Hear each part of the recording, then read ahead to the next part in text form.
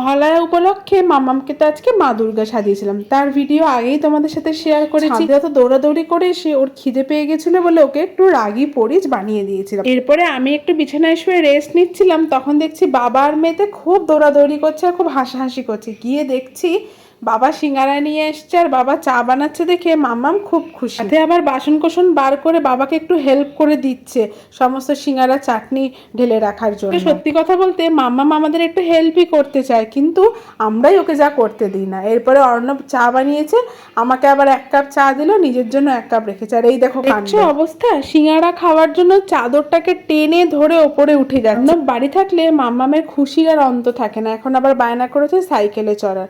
জানো তো মাম্মামের প্র্যামটা অর্ণবেরই অফিসের একজন স্টাফের বাচ্চাকে দিয়ে দিলাম। তোমরা তো দেখেইছো প্র্যামটা বে কেমন করে খাটে ওঠে, তাই আর রিস্ক নিলাম না, কে দিয়ে দিলাম। আজকের ভিডিওটা তবে এখানেই শেষ করছি, দেখা হবে আবার কাল আরেকটি নতুন ভিডিওতে।